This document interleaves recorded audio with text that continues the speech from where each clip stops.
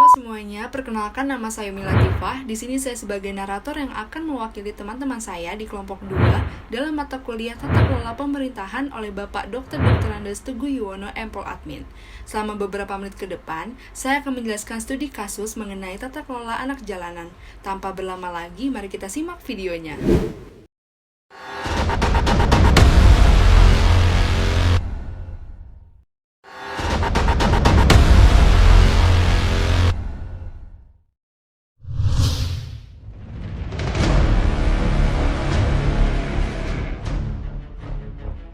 All children have all these rights, no matter who they are, where they live, what language they speak, what their religion is, what they think, what they look like, if they are boy or girl, if they are rich or poor, and no matter who their parents or families are believe or do. No child should be treated unfairly for any reason, because every child in the world has one thing in common, their rights.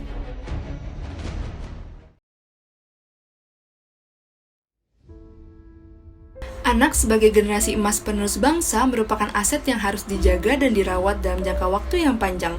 Dengan begini mungkin akan banyak terlahir pemimpin-pemimpin hebat dari mereka yang mungkin saja bisa menghapus adanya praktik korupsi, kolusi, dan nepotisme. Mungkin saja bisa membawa Indonesia lebih baik loh ke depannya. Anak merupakan sumber kemajuan bangsa dan perlu diberdayakan potensinya. Namun faktanya, hingga saat ini masih banyak anak yang ditelantarkan dan putus sekolah. Banyak sekali di kota-kota besar termasuk Jakarta, anak-anak tidak bertumbuh kembang seperti seeloknya menjadi anak yang harusnya duduk di bangku sekolah dan menimba ilmu. Namun banyak ditemukan mereka hidup terpontang-panting tersapu angin jalanan, sebatang kara menjadi seorang gelandangan. Permasalahan sosial tersebut merupakan sebuah akumulasi dari permasalahan-permasalahan terjadi mulai dari kemiskinan, tingkat pendidikan yang rendah, minimal keterampilan kerja yang dimiliki, lingkungan sosial budaya, kesehatan, dan sebagainya.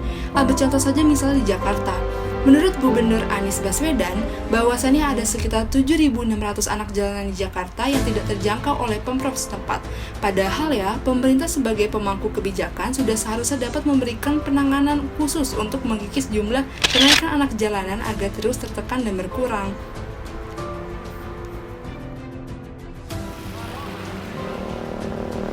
Inilah potret kehidupan dua balita yakni Soeharto yang berusia 2 tahun dan Lorenzo yang berusia 1,5 tahun. Menjalani hari-harinya berada di dalam gerobak milik ayahnya, Jamal 48 tahun yang berprofesi sebagai pemulung di wilayah kota Muara II. Mereka berdua hidup di atas gerobak sejak masih bayi. Gerobak berukuran 1 kali 1,5 meter ini menjadi saksi kerasnya perjuangan Jamal untuk bertahan hidup, mencari rezeki dari barang bekas yang dikumpulkan. Kasus anak jalanan yang sangat meresahkan salah satunya adalah bajilo atau bajing loncat. Kita sering banget dengar kata-kata bajilo ini merupakan istilah yang disematkan oleh anak jalanan yang suka mengganggu supir truk atau kendaraan besar, biasanya dengan tujuan untuk memalak, bahkan diikuti dengan tindak kekerasan. Salah satu contoh keberadaan bajilo yang sering meresahkan masyarakat terdapat di Jakarta Utara, sebagaimana yang telah dikutip oleh Warkota Tribunnews.com, bahkan Kapolres Metro Jaya.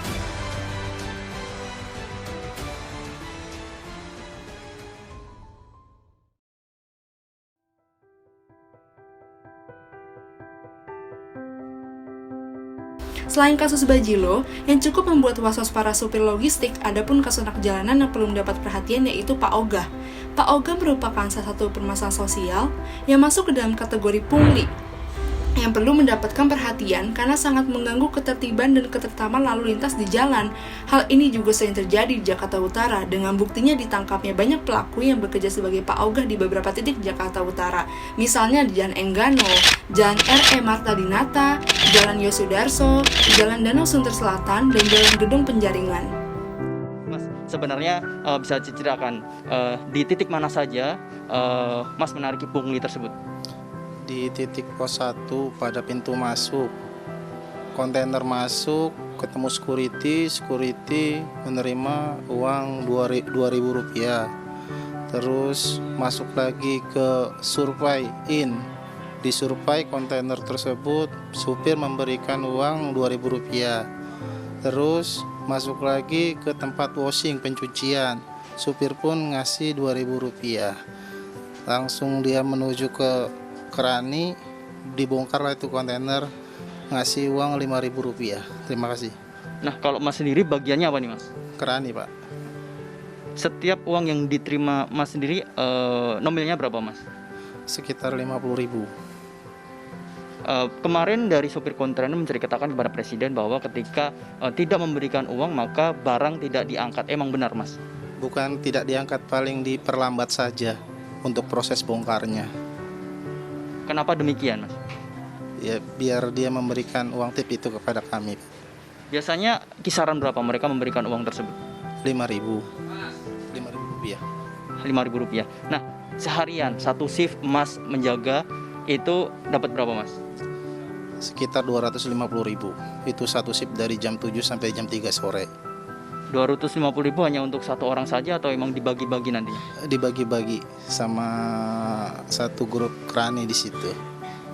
Praktek pungli ini sudah berapa lama Mas? Kemungkinan sebelum saya masuk sana juga udah ada. Jadi mungkin dari dulunya udah ada kali, Pak. Berarti ini memang sudah kebiasaan lama ya Mas? Iya, kebiasaan lama, dan supir juga udah ngerti, jadi tidak perlu saya pinta juga mereka ngasih gitu, Bang. Dari pihak petugas sendiri biasanya memberikan kode terhadap supir nggak kalau bahwa harus memberikan uang nih kalau pengen cepet? Nggak perlu pakai kode, mereka ngasih bon bongkar plus di belakang itu ada uang Rp5.000-nya. Tapi memang masih ada banyak juga sopir yang tidak memberi uang tersebut Mas? Ada aja yang tidak memberi, dan kami juga bongkar. Tetap kita kerjakan, cuman memperlambat saja, diperlambat. Nah, dari uang yang terkumpul itu biasanya dibagi-bagi setelah jam kerja selesai atau nanti dibaginya pada akhir bulan atau bagaimana Mas? Setelah jam kerja selesai. Pak Kapolri, selamat pagi. Enggak, ini saya di Tanjung Priok. Ada banyak keluhan dari para driver kontainer yang berkaitan dengan pungutan liar, pungli di Fortune, di NPCT, One, kemudian di Depo Dwipa. Pertama itu, yang kedua juga kalau pas macet itu banyak driver-driver yang dipalak sama preman-preman. Ini keluhan ini tolong bisa diselesaikan. Itu aja, Pak Polri. Ya, ya, terima kasih, Ya, oke, nggak apa-apa. Ya, itu aja. Terima kasih. Dengan melihat kasus yang diuraikan tadi, peningkatan jumlah anak jalanan di Indonesia yang terjadi dalam beberapa tahun belakangan ini menjadi perhatian khusus bagi pemerintah, terutama dari Badan Pusat Statistik atau BPS. Pada tahun 2018, terdapat 798 atau 2.214% juta anak Indonesia masuk dalam kategori terlantar dan hampir terlantar loh. Anak jalanan biasanya dieksploitasi oleh suatu kelompok untuk dijadikan sebagai ladang bisnis. Menjadi anak jalanan bukan pilihan hidup yang diinginkan oleh setiap orang. Kondisi keluarga yang tergolong miskin memaksa mereka agar tetap bertahan di jalanan. Mereka yang terbiasa menghadapi kerasa di dunia jalanan akhirnya diidentitakan dengan pembukaan onar yang harus diasingkan. Ambilin aja. Iya, ambilin semua ya. Acan masih ada ya. Wes ini jadinya 110-10 ya pokoknya ya, biar hitungnya gampang. Mereka pun harus kehilangan hak pendidikannya dan cita-citanya sehingga berisiko tumbuh sebagai orang-orang berpendidikan rendah yang berpotensi menjadi lost generation atau generasi yang hilang. Bahkan, masih ada beberapa kehidupan anak jalanan loh yang belum terpenuhi sampai saat ini, misalnya kebutuhan akan lingkungan yang sehat, kebutuhan akan memperoleh pendidikan, kebutuhan mengembangkan kemampuan sosial, mental, dan spiritual, kebutuhan untuk memperoleh hak sipil, dan sebagainya. Nah, udah pastinya dong ada upaya yang dapat kita lakukan sebagai seorang mahasiswa, agent of change, agen perubahan, yaitu dengan melakukan street-based, model penanganan anak jalanan tempat anak itu, jalanan itu berasal dari tempat tinggal, street educator, datang kepada mereka, mungkin kita bisa berdialog, mendampingi mereka bekerja, memahami dan menerima situasinya, serta menempatkan diri kita sebagai teman untuk mereka. Kita juga harus saling berkolerasi dengan bantuan tangan pemerintah dalam meningkatkan kesejahteraan sosial anak di Indonesia, misalnya dengan adanya program Kesejahteraan Sosial Anak atau PKSA. Ini merupakan pelayanan sosial untuk memenuhi kebutuhan anak meliputi subsidi kebutuhan dasar, aksesibilitas pelayanan sosial, penguatan orang tua atau keluarga, dan lembaga kesejahteraan sosial.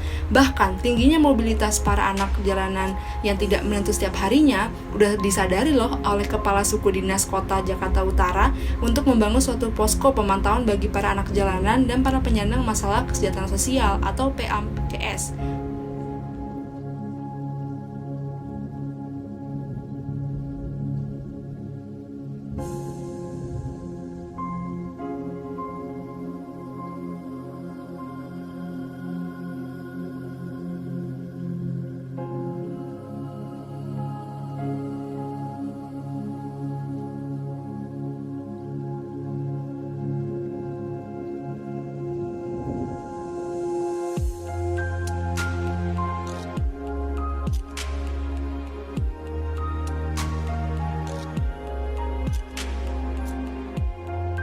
Posko untuk memantau anak jalanan dan penyandang masalah kesejahteraan sosial itu bisa kita lihat ada di beberapa 6 titik di Jakarta Utara. Misalnya ada Posko Mambo yang terdapat di lampu merah Enggano, ada Posko Kelapa Gading, lampu merah Sumarekon, ada Posko Highlight Ancol, lampu merah Bintang Mas, Posko Penjaringan, lampu merah Gedung Panjang, Posko Pelumpang Pertigaan Pelumpang Semper, dan yang terakhir ada Posko Coca-Cola, lampu merah ITC Cempak Mas.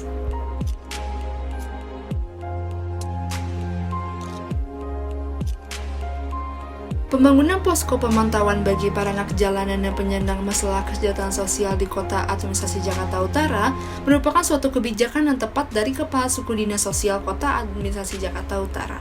Diharapkan nantinya dengan program-program pelayanan yang diberikan oleh Suku Dinas Sosial ini dapat memberikan salah satu alternatif untuk mengurangi anak jalanan dan dapat mengembalikan mereka untuk hidup normal dan layak dalam masyarakat. Nah, dari beberapa pernyataan tadi dapat kita implikasikan bahwa anak jalanan merupakan usia sekolah dan bermain. Hal ini merupakan tanggung jawab berbagai pihak, bukan hanya keluarganya saja. Anak yang seharusnya bersekolah bermain, layaknya harus mengembangkan kreativitasnya, bukan untuk mencari nafkah bagi dirinya ataupun keluarga. Oleh karena itu, setiap ekspresi anak menjadi anak jalanan tersebut harus ditanggapi oleh setiap reaksi terhadap pemerintah untuk lebih bertanggung jawab kepada anak dan keluarganya. Lebih dari itu, tanggung jawab oleh komponen masyarakat juga sangat dibutuhkan. Keadaan ini sekaligus mempertinggi resiko yang akan dihadapi oleh anak di jalanan, terutama menyoal keselamatan dan kesehatan anak itu sendiri. Oleh karena itu, pemerintah dan lembaga yang konsen dengan anak semestinya membuat suatu regulasi agar kenyataan ini dapat direduksi dengan membuat larangan untuk usia tertentu, sekaligus memikirkan alternatif lainnya seperti membuat penampungan yang dapat mengembangkan kreativitas dan keilmuan anak.